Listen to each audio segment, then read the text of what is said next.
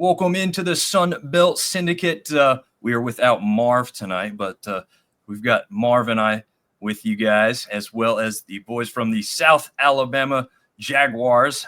Nice enough to join us this evening. Before we get started too far along, thanks to our affiliate sponsors, W Energy, Fanplex Graphics, TSN Off-Road, and Dano's Seasoning. And Marv, doing good tonight? Do you have any kids' baseball practices starting up down here in North Carolina just yet?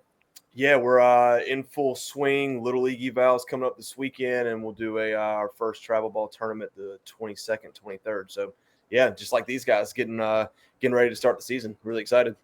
Absolutely. There might be a coach on here you can send some game tape to here in a minute. You know, we're not there yet. We're not there yet. Marv, I'm gonna ask, man, what's the little league evaluation look like? What do you guys look for when you're putting your teams together down there? So what we do is we'll have every kid come in. So we play Little League International. So our 7 and 8s are doing machine pitch, 9, 10s minors, and 11, 12 majors. So machine pitch kids don't have to pitch, but we'll just do like 5 ground balls. Just want to see them move their feet, feel through the ball funnel, make a good throw. 5 fly balls, throw to third. They will throw 5 pitches. We're going to get a velo reading off of them, and just are they throwing balls or strikes? Does it look good or bad? And then they'll get probably 5 swings off the bat. We just want to make sure they're swinging good, making contact. At that point, we'll grade every player and give them a ranking. And that way, we just want to have competitive balance when we draft. We don't want one team to have, 7 travel ball players and one team have 7 kids that aren't phenomenal, but they want to play ball just so that every game's close. So, and we really do that too, so that when the dads link up and want to coach together, like if me and my buddy have travel ball kids, if they're a 1 and a 3, like we don't get a first round draft pick or a third round draft pick. Everybody else gets those. So we're just trying to keep it competitive. And that's awesome. Yeah, that's great. To see the kids. Just want to make sure we put meet them where they're at and put them in the right spots. Oh, perfect, man. Beautiful. Yeah. Nice. Yeah, that's way more intricate than I think I ever participated at the youth level. I can tell you that. We learned the hard way 3 years ago when we got our charter. We learned the hard way. So this is the fair thing to do. Makes sense. Well, without further ado, we'll officially welcome our guest tonight, Coach Nick Magnifico. Wow, I fumbled the ball there. No, you're good, man. Magnifico. Yes, it rolled past the shortstop on me on that one, so we'll put myself on the bench the rest of the day. And Nathan Wood, who's a junior catcher. Are you redshirt junior catcher? Redshirt junior catcher, yes, sir. Very nice. Well, thank you guys for making the time and being available with us here tonight. We really appreciate it, and definitely interested in hearing some more about South Alabama baseball, a historic program, honestly. For those that maybe are a little unfamiliar, these guys used to run things, and I know that they are really close to getting back to that. I mean, we'll jump over to last season's overall record here, 31-25, 14-16 in conference, but check out that RPI. I mean, that tells you exactly what they did accomplish there, because this conference is a phenomenal one overall. Like we like to say, not really big fans of the mid-major moniker that's attached to it, especially with the interest level. We were talking about that before we started recording here. This conference may be much bigger in baseball than it is in basketball, to be quite honest, with everybody out there listening and taking this in. But Coach and Nate, we'll start with you, Coach.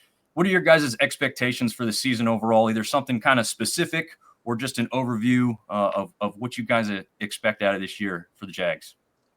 Yeah, this is going to be, and you're going to be like, what an answer. This is going to be the most coach speech answer I could give. But I really do mean it. I think Nate will echo it. I think the expectations are what other people think of you, right? So we just had, the preseason stuff came out in our league, and we were preseason voted to finish 10th. 3 years ago, we were preseason voted. We had just won the league. We were voted to finish first, and we had to finish 7th. The league is so competitive, man. As you guys know, there's no weekend where you show up and go, man, we're going to definitely win this series. It's going to be easy. You have to play the best of your ability every time out to give yourself a chance to win. So expectations for the year, man, and again, coach speech, we want to maximize who we are every day. That's it, right? I want Nate Wood to show up and dominate one swing in BP, then dominate the next swing, and not worry about the conference tournament that is, 3 months from now, 4 months from now. We just want to stay in the here and now. And again, I know it's super cliche, but just focus on where we're at, be where our feet are, and try and be the best version that we can be every day. So there's three cliches in a row for you, that you can put up, but it really is true. And I think any great program would tell you that, right? If you're looking 60 days down the road, you're going to miss what's right in front of you. So what's our expectations, man, to maximize who we are? And if who we are is a 40-win team, that's a regional host, great. If who we are is a 33-win team, then we better get there, right? And that's our job as coaches to maximize our players. And it's Nate and the other guys' jobs as players to pull their weight and do what they can do. Nice. Nate? Yeah, I echo exactly what Coach Mag said. If you get too far in the future, sometimes you slip before you even get there. I think it's interesting. I think definitely we want to get back in the postseason, back in a regional. I think it's been 3 years, which is tough. Like you said, it's such a historic program. And yeah, I think that's everybody's goal right now on the team, just in the clubhouse. It's get back in the postseason. Very nice. Yeah, I'd make it to Montgomery. Yeah. One game at a time. Hey, do you guys have we talked about how great the conference is and some of the fan bases that are in this conference. What is your favorite conference away venue to play in, whether it's the facility, the crowd, the travel? Where's your favorite place to play on the road? Well, you got to let Nate Wood handle this one, man. He's got an entire TikTok page dedicated to his favorite venues that he's visited. So I'll let Nate go ahead and tackle this one. Sunbelt's got great stadiums. I think my favorite that we played at last year was Louisiana. It was just a combination of like the physical stadium, the atmosphere, the fans, everything about that place was cool. And a sneaky one, though, just because of their fans and how dang chirpy they are, is Texas State. I mean, they are ruthless. I loved it, though. I love when the fans get in, interact with the players. Obviously, we try to not interact with them back, but it's very Nate. It shows that they care, and that's all you can ask for. Hey, Nate, I got a follow-up question real quick. So Louisiana has been a popular pick. What do you know about the Cajun Cooking Club? I don't know anything. I mean, I know we got fed really well after the game. That's about it.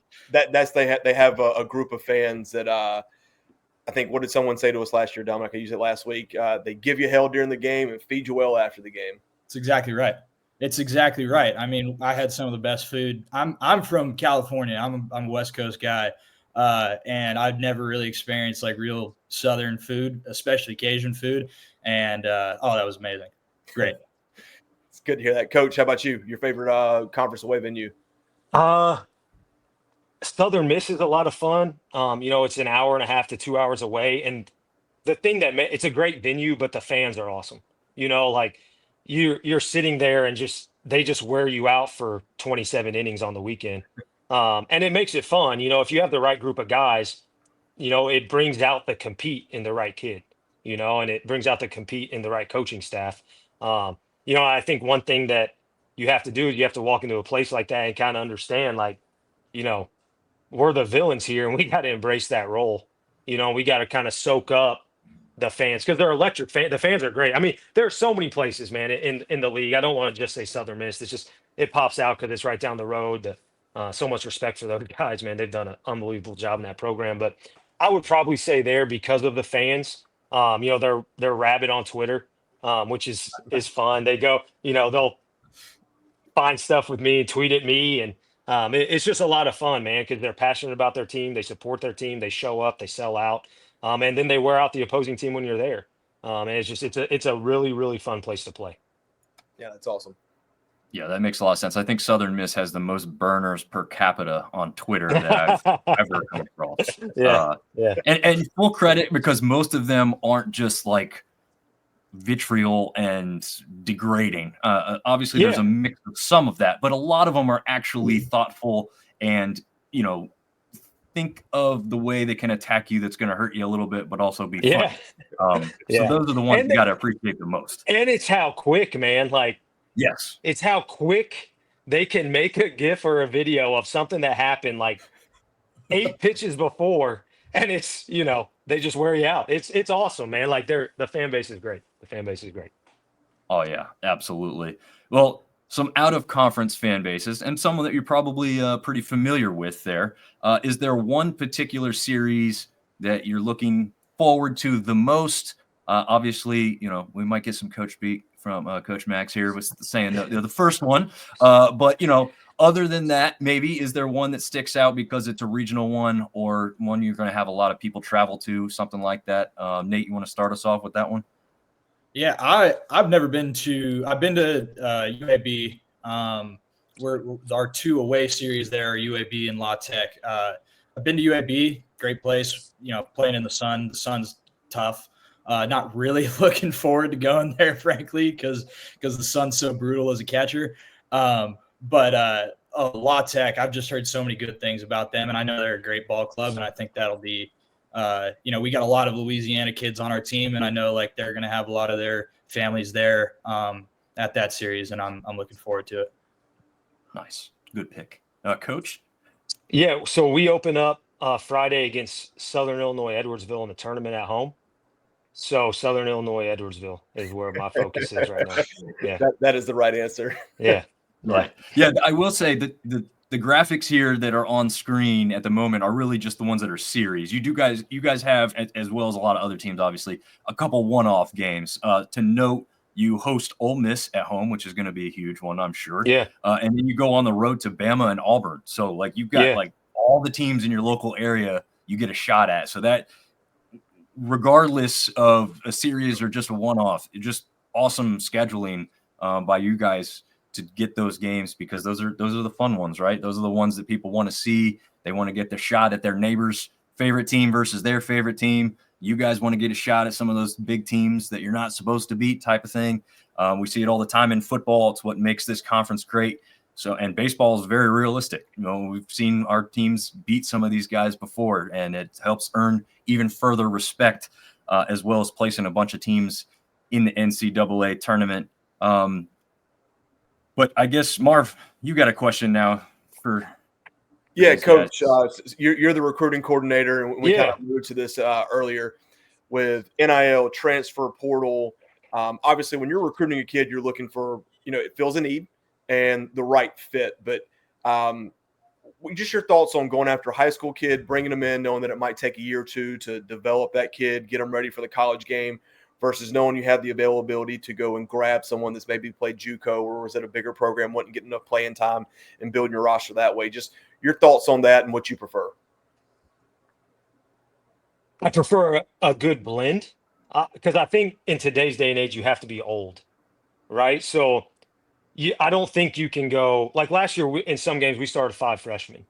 That's tough to do in our league. Now they were all solid. They all held their water. They had no issues, some growing pains.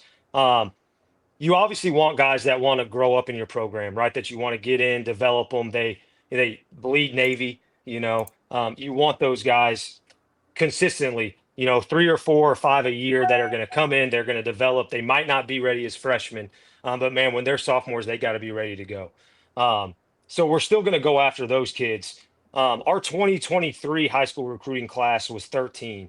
That was a large class for us here. Okay. I don't ever anticipate us having a 13-person high school class again.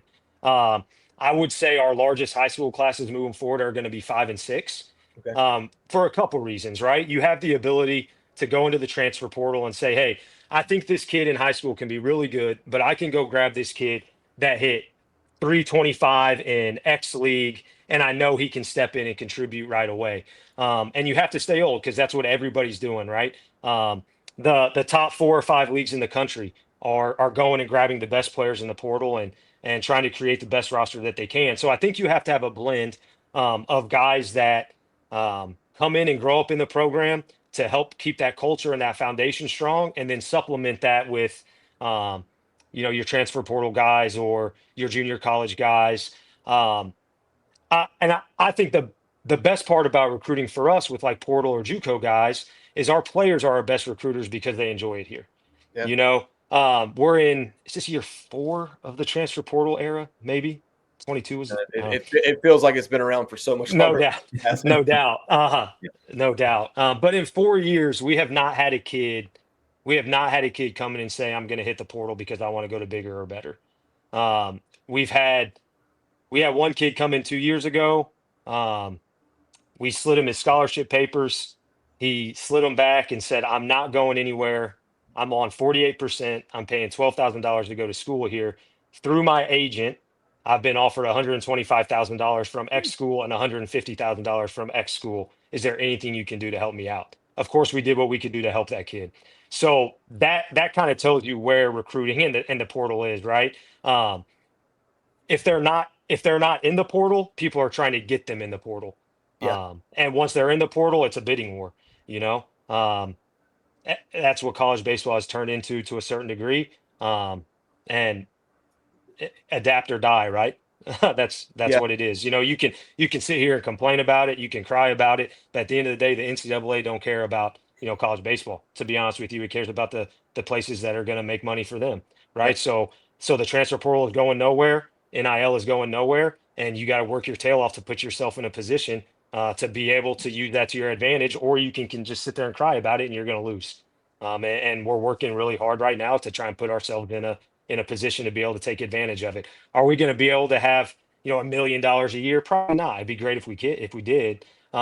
But man, we're going to work hard and find good players. NIL definitely helps. So Yeah, no, that's awesome. And I want to follow that up with you, Nate. You mentioned earlier, California guy. Talk about your journey and kind of what got you to South Alabama. Yeah, I was super under. I'm 6'2". I was super undersized in high school. I was probably 155 pounds. I really couldn't hit. I loved playing defense, and so I think I was like that was my strong suit. Didn't really get a whole lot of interest out of high school, none actually, from 4-year schools. So I went to Ohlone Junior College up in Fremont, California, in the Bay Area. And I got there my freshman year, still 155 pounds, and I was behind 2 Division I kickbacks, and I just wasn't good enough to play there. So I redshirted my freshman year. I knew that I was going to have a good chance to play my redshirt freshman year, my second year there. I grinded my butt off in that offseason, summer ball, everything. Didn't think to pick up the weights, but I came in at probably $160. Played well. I defensively had probably the best year I've ever had.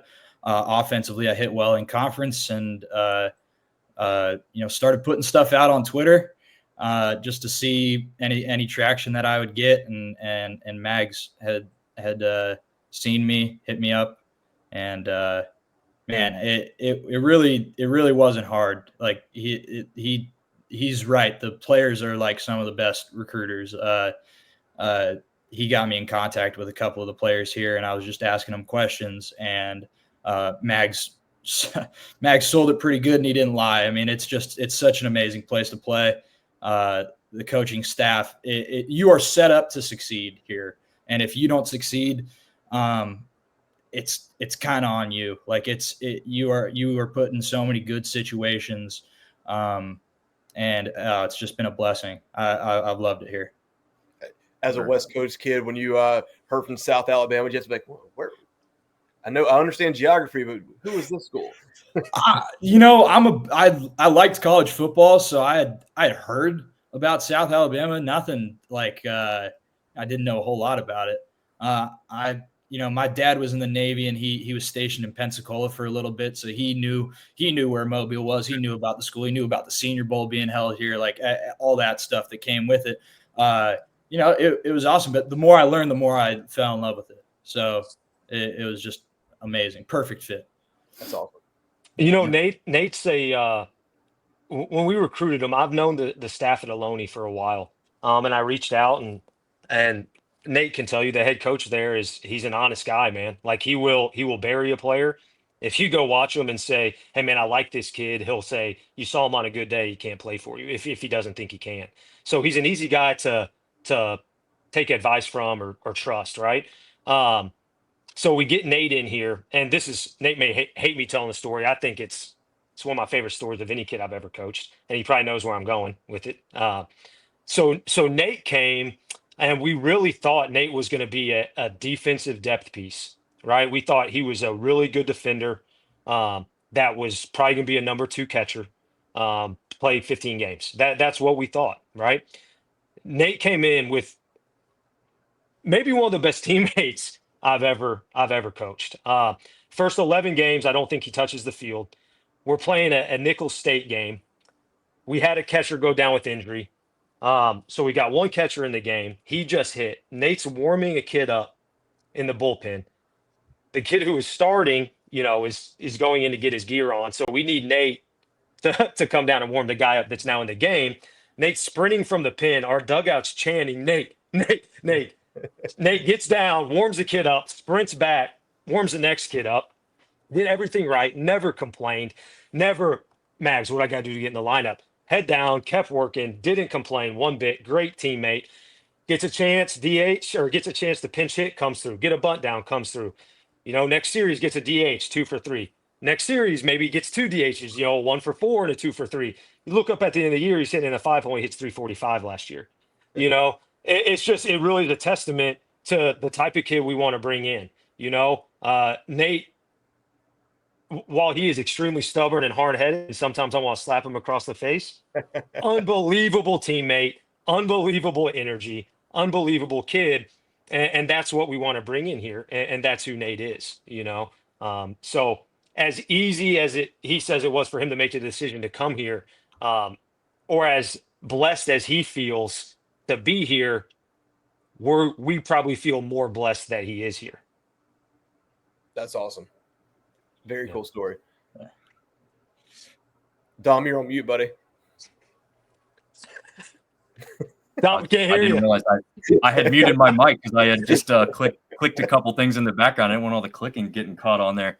But yeah, 16 of 26 games started for you, Nate, and that comes after what you said out of high school, that you weren't getting looks from four-year institutions. That's a hell of a comeback journey right there, man. So congratulations. And I know obviously the journey ain't over yet, so the best is yet to come. But that's an awesome thing to see from where you started at to where you are now. And obviously, it's funny you say 6'2" and 155 undersized. That's probably pretty much the size I was in high school.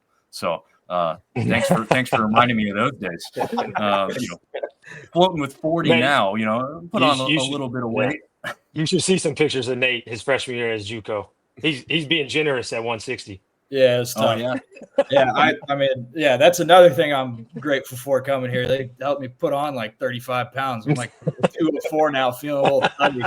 Hey, enjoy that now in your 20s. Putting on weight when you get into it, it's not that hard. No doubt.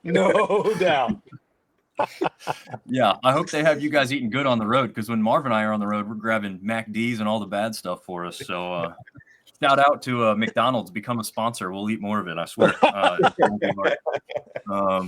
But yeah, that's such a great story to go off of and see why it was such a match made for the two of you guys specifically to come together and obviously come together on this team. We did touch a little bit on this. But if you guys could talk about, the ins and outs of this conference, how tough it is to go on the road, how tough it is to, you get 2 straight weekends at home against teams that, you should beat on paper or whatnot. And like you guys said, it's not easy just to assume that that's going to be a win.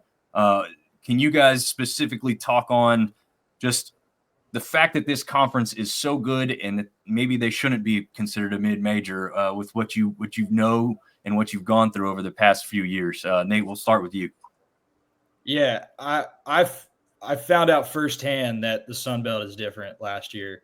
I bet you if you looked at, I don't know the exact numbers, but if you look at the bottom half, the bottom half of the sunbelt last year, I bet you every single one of those teams beat at least one of the teams in the top sunbelt top of the Sun Belt in a series last year. It's just the parity in this league is so absurd. The depth that these teams seem to have, the way that baseball is played in the Sun Belt is it's just different. I think it's you know I don't know. I think it is tough to say that it's really a mid-major. The conference combining really doesn't, the conferences combining the Pac-12 going away, combining with the Big 10, Big 12, ACC, all that. I don't think that really matters. I think the Sun Belt should be in the conversation of that Power 5 baseball conference. Yeah, we do too. Coach, you've been all over the country as well, coaching up different places. I mean, you've seen a lot of baseball. Obviously, Nate had experience out west before he came over more to the east side of things. But what are your thoughts on just how difficult of a conference this is to play in? Yeah, I'll echo what Nate said. I mean, if you look at our conference slate right there, okay, so I think 3 years ago, Georgia Southern National Seed hosted. 2 years ago, Southern Miss National Seed hosted. 3 years ago, Texas State National Seed hosted. Troy's, I think, 25th right now, preseason, 25th in the country. We all know what Lafayette is. Kermit's doing an unbelievable job at App State, where they're trending right now. I mean, they hit 700 home runs a game, it feels like. And it's just the league is the league is so hard, and it's exactly what Nate said is, every weekend, as we alluded to earlier, you better show up and be ready to play. That's also what makes the league so fun, is we've all been in those games where it's like on Sunday and you're up to 5, and it's the 4th inning, and you're like, man, this this is not fun. This is not enjoyable. It's not. There's not many games like that. You show up every weekend, and it's like, time to strap them up, boys. Like we better be ready to go, or this is not going to be a fun weekend for us. And it again, it's a blast to be in the league. The talent of the league is through the talent in all of college baseball right now, as I'm sure you guys know, is crazy. There's never been more guys throwing 95. It's everywhere, right? The talent's nuts. Guys are more athletic. The power of social media has helped recruiting. So there's no hidden gems anymore. Everybody's known. It's a tough league. It's a great league. The coaching is phenomenal in the league. The players are phenomenal in the league. The rivalries are great in the league. The fans are great in the league. Sunbelt baseball, in my opinion, if you remove that, Power 4 stigma and you say a mid-major, I think the Sun Belt is the best conference in the country, aside from, that Power 4 mantra, right? And I think it's hard to argue that, and you see it every week. And you see it in the non-conference records that the Sun Belt continues to put up. I don't know many teams that dial it up and are excited to play Southern Miss on a Tuesday or Georgia Southern on a Tuesday, right? I don't think you want to play South Alabama on a Tuesday. It's just an extremely competitive league, and tons of talent, man. And you guys need to come. You guys need to come to a South Alabama. Come down to a South Alabama, Southern Miss or South Alabama Troy weekend. I'm telling you, we'll put you up. We'll help you guys get the recruit discount if we do on a hotel. We'll do whatever we can to get you guys down here, and maybe we'll throw some South Alabama gear on. Maybe you guys would be willing to do that for a weekend. Who knows, man? Make you some Jag fans down here. There you go. We want to do some live game pregame, I guess. Really, we can't do live game coverage. Something outside the stadium before we go in, and that's our dream, right? We want to get to that level. And I do want to touch on two things you mentioned.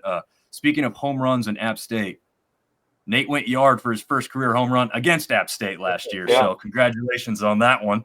And thanks for doing it against our favorite team, man. Appreciate that.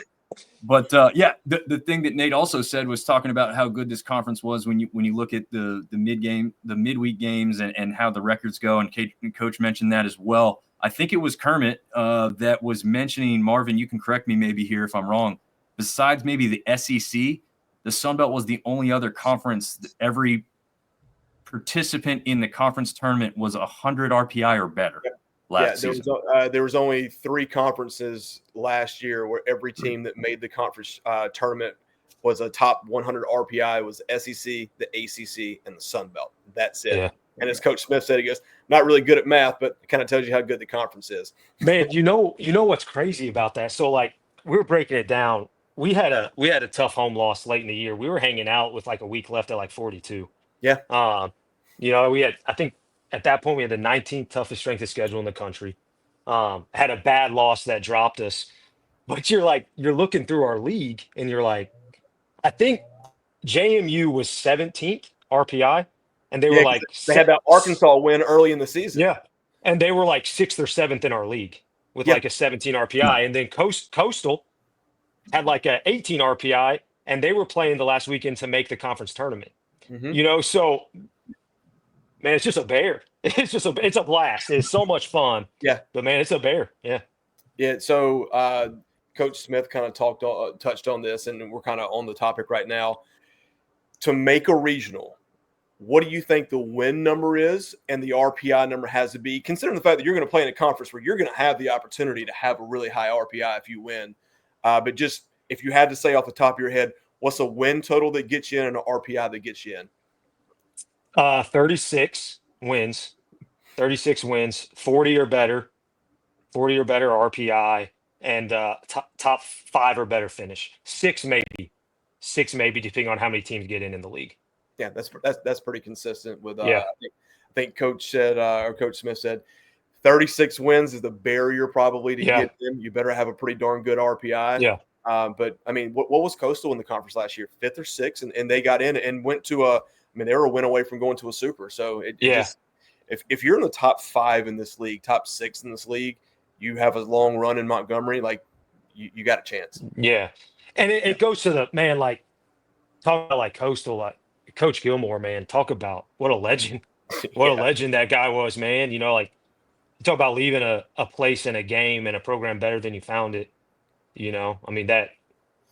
Credit to him for what he's done there, but that's league wide, man. I think Nate would echo this too. The amount of respect that you have for every program in this league, 1 through 14, is through the roof. And Coach Calvi talks about it all the time. Every practice, Coach Calvi ends it, talking about the respect we need to have for our opponents. And if you take anybody lightly, you're done.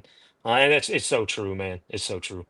Yeah, I think I mean you have to have that mindset going into a weekend because, like Coach said, if you don't, you're done. Like it'll be over before you know it, and with the run rule, it really will be over before you know it. It's crazy how quick these teams in this conference can jump on you. Yeah, absolutely. Now you do have jumping back into the schedule just a little bit because I thought these couple points were interesting here. You have your first 4 at home. Okay, that's not out of the ordinary or out of the question, but you guys don't leave the state of Alabama until March 7th to go up and play La Tech.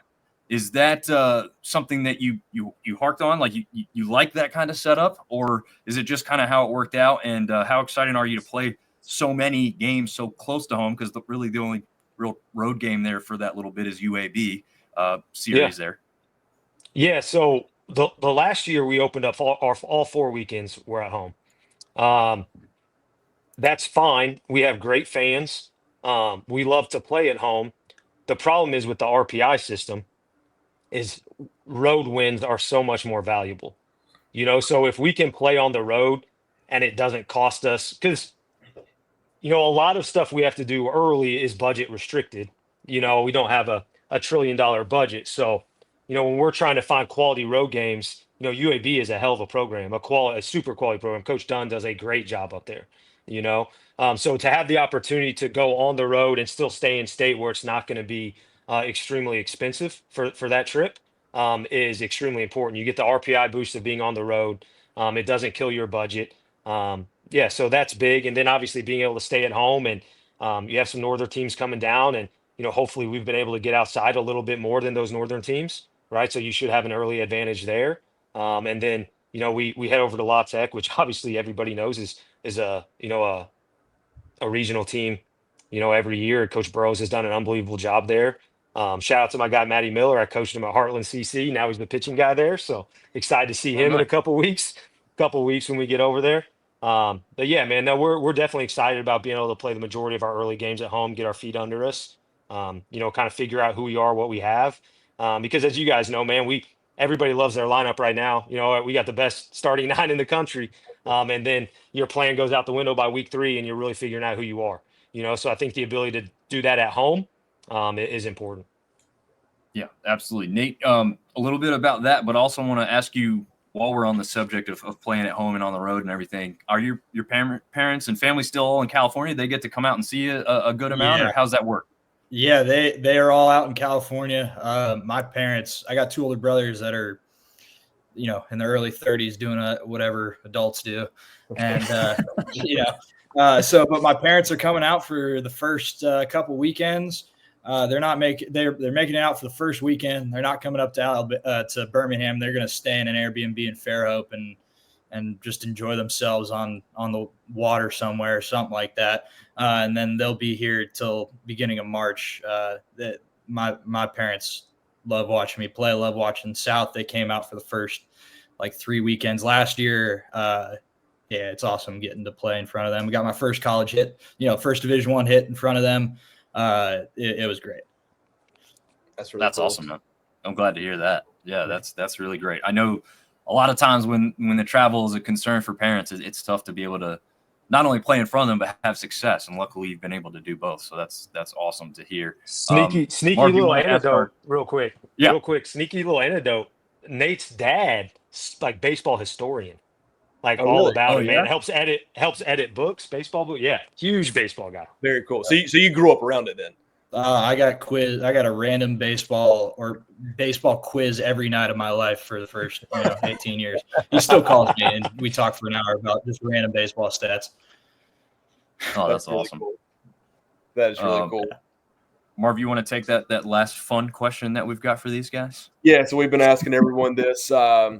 Your thoughts on banana ball. Are you a baseball purist, or do you enjoy the entertainment value and how it might have brought some people into the game that weren't, attached to the game? Just your thoughts on the Savannah Bananas. And Nate, I guess a question that we probably should ask players is, if after college you had the opportunity, would you do it? So for the first part, I like the idea of the Savannah Bananas and what they're doing. I wouldn't, a lot of people say they're like the Harlem Globetrotters of baseball. I wouldn't say it's like that, because I think they make the game of baseball more appealing to the casual audience than if you were to just shove them in a 9-inning baseball game and in the middle of April or something like that. I think it's a great stepping stone to get someone introduced to baseball and make it fun. And even as I think I consider myself a little bit of a baseball purist, I can enjoy it because I think it's different enough from what I do on a day-to-day basis that I can enjoy it. There's actually one of the guys that pitched on the Savannah Bananas, Ethan Scuja, went to my junior college and was talked about a bunch by my head coach. I mean, and he played Division I baseball. He throws 96, and I wouldn't say they're not good at baseball either. There's some real athletes that are playing on the Savannah Bananas, and I think it's great. I think my mom enjoys it a lot. My mom sometimes has a hard time sitting through a 9-inning baseball game. She'll tune in every once in a while. It's just fun. I don't think you can hate on fun. Yeah, no, good point, Coach. No, it's the exact same thing. Anything that grows the game is good, man. If it's not for somebody, they don't have to watch it. I think anything that promotes it, and Nate touched on really well, there are some people that, for us four, if we sat down and watched a Major League Baseball playoff game where Clayton Kershaw's throwing against Max Scherzer and it's a 1-0 game with 20 punch outs on either side, we're all probably geeked about it. Man, we want to see more, what a game. But maybe the fan who doesn't love it is man, this is boring. There's been one hit, there's no action. So I think what the Savannah Bananas do is they help to pull in that person that maybe isn't a baseball purist and introduce them to the game in a way that they can really enjoy it. Maybe the byproduct of that is they get into watching more baseball and understand it more. Maybe, 5 years from now, they do understand how cool it is to see Kershaw versus Scherzer or a matchup like that, right? So, man, anything that can grow the game, there's no reason to not want that to go on. If somebody says, "Oh, they're ruining the game," I'm a baseball purist, man. No, you're not. You're just living in the negative. Be positive. Fine. You live in the positive. Nate heard me talk about that the other day, man. Live in the positive. Don't find a reason to be unhappy. The Savannah Bananas are doing nothing to you, right? So why does it bother us? Why does it bother us, man? I love it. I love Tyler Gilliam. He's unbelievable. He's an awesome guy. Super. Yeah, he's awesome, man. So I think I wish they would tour year round and bring a million more fans to the game. Nate, so college career's over.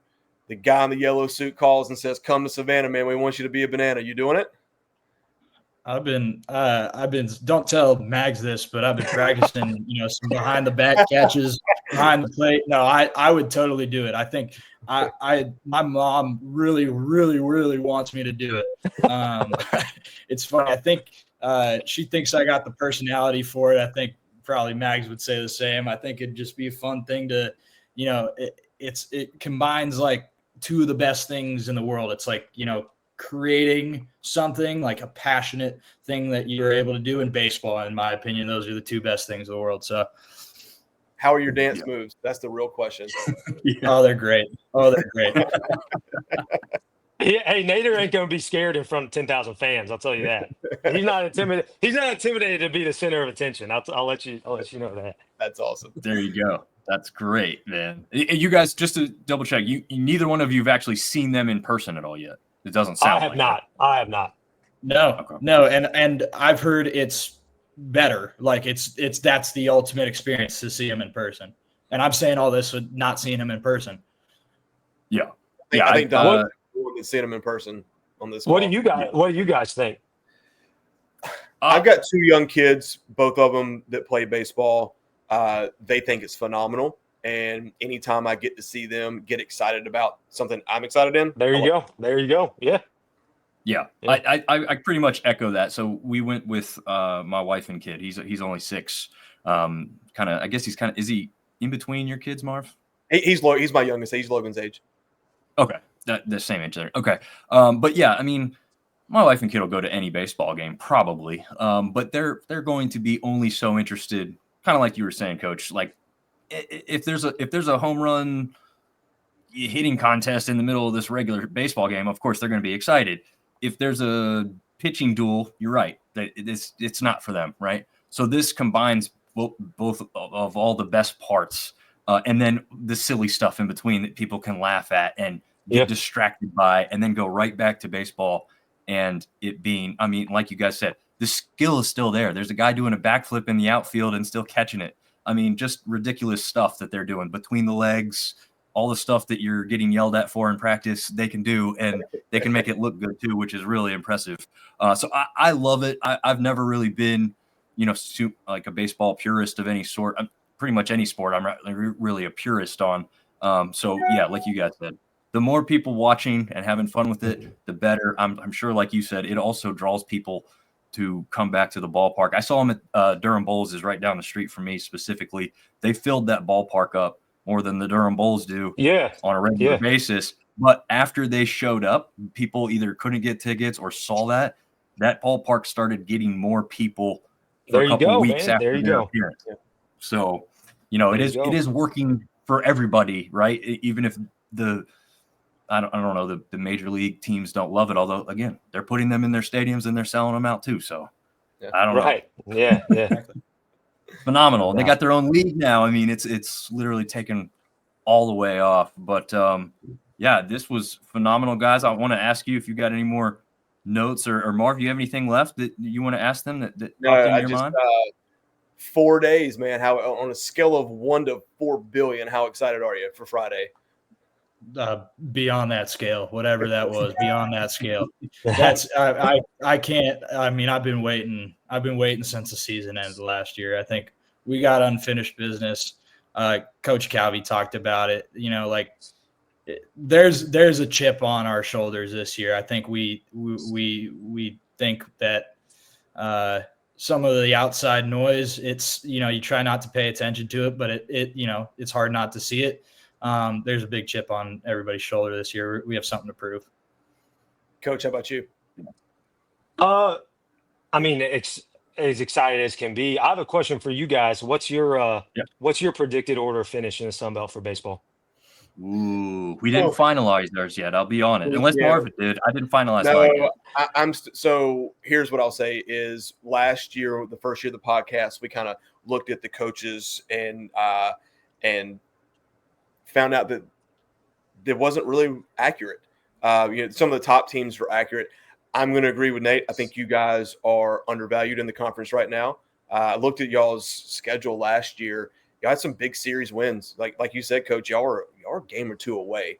So I'm going to say that you guys will finish higher than 10th, what the coaches have said. Yeah. Bold prediction.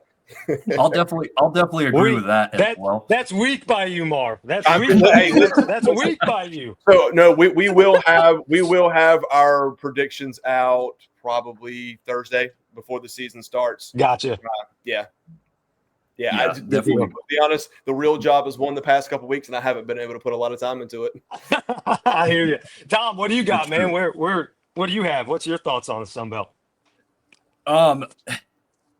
Man, yeah, I'm probably about with Marv on like having this finalized. I don't like the one that I saw either from the coaches. I'm not really sure when you look at last year. Like you guys said, I mean, you can look at the record, the RPI. I can put it back up. I mean, this is not like some big sweeping changes need to occur for you guys to be way above where you were last year. And the greatest part about it is it doesn't need to be that much different, right? I mean, you're 31 and 25. That's a phenomenal overall record. There's teams that would love to have that. The conference record is what's kind of just surprising, right? You're 31 and 25 overall, but 14 and 16. You flip those two numbers, we're looking at different aspects right there, right? Just by 2 games flipping. The RPI is pretty good. Go ahead. Go ahead. No, the RPI is already really good. And like I said, you've got historically good baseball teams, UAB, La Tech, you got Ole Miss, you got Bama, you got Auburn. I mean, you've got shots at all the right teams to just phenomenally improve where you sat last year. And like I said, it ain't bad, right? I mean, obviously you guys want better, but from an outside fan's perspective, like I'm looking at this and going, I didn't realize they were 31 and 25 last year. Because they weren't in the mouths of another thing. Talked about you got how rosters are older now. You guys have 28 juniors and seniors and graduates. You guys you have the experience to make a run. So that's my prediction is you guys in Montgomery and there for a couple of days. Play well. Yeah. It's just so hard, man. It's crazy to think because you look at our non-con strength of schedule and it was like 19th or 20th or something. So we played a really good schedule. Usually you would look at that record, right? And you'd be like, oh, they played a soft non-conference schedule. That's why they got the 30 plus wins. And that's not the case, man. It's like we talked about, man, the Sun Belt, you drop one ball, you misplay one play, and that's the series. You lose the series or you win the series based on one play, man. So it's tough. There's no doubt. Yeah, no doubt about it. Guys, phenomenal stuff here. We're going to wrap it up, but before we do, just want to say that we hope you guys have a phenomenal season this year, and we will be watching, tuning in, and if we can get down there, I'm definitely going to do it. I do have Alabama as a sales territory, so I could maybe swing that. There we go. We can see if Marv can stretch his territory down to Alabama for a game or something. There we go. Let's go. Hey, I've got enough Hilton points and frequent flyer miles, man. We're just we're one click of the phone away and getting down there. You guys, you need to make some sales in Gulf Shores. Go hang out on the beach. Make some sales in Gulf Shores down there. Take a weekend. I'm not opposed to it. I know that we've talked about. We would love to go to the conference tournament in Montgomery. I think that would be ideal for us to do. So, if we have to wait that long, but yeah, love to get. We would like to go to every stadium over the next couple years and catch a game. Sure. Yeah. Dom, I've got a question for you. Your backdrop. Did you play football at App State? With these scrawny arms? No, I did not. No. I was just wondering. The backdrop's cool, man. It's a really cool backdrop.